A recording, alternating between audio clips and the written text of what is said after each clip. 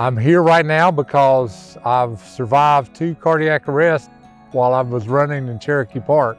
It was April 27th, 2014. I decided I wanted to start running, so I was actually training to run my first 5K, coming up Dog Hill on a Sunday afternoon and had the cardiac arrest. Right down there in that curve down there is where it happened. There was an ER nurse she was actually training for the Ironman who came up on me. She gave me CPR, and she had to do it for 20 minutes because it's the same weekend as the Cherokee Art Fair, and there was a water main break at Baxter and Eastern, so the EMTs couldn't get here quickly. So she gave me CPR for 20 minutes. EMTs got there, took me to the hospital. I ended up having a double bypass and recovered from that one very well. Almost exactly 1 year from that date, I ran my first half marathon.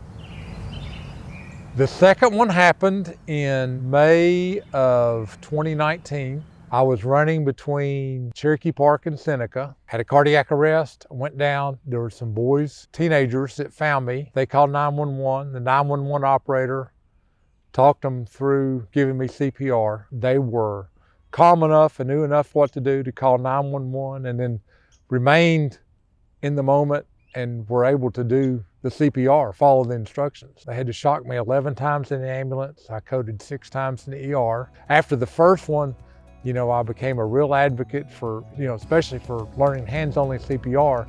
It is so simple, anybody can learn it. You don't have to worry about doing mouth-to-mouth, so you don't have to worry about catching COVID or anything they may have.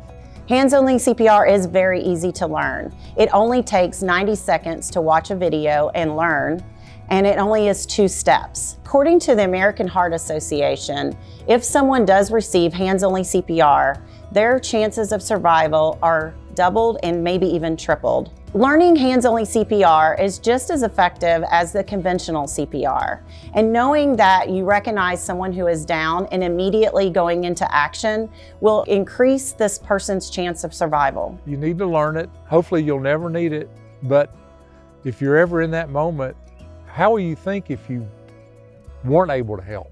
Just stand there helpless as somebody you love, or even a stranger, you can't help them.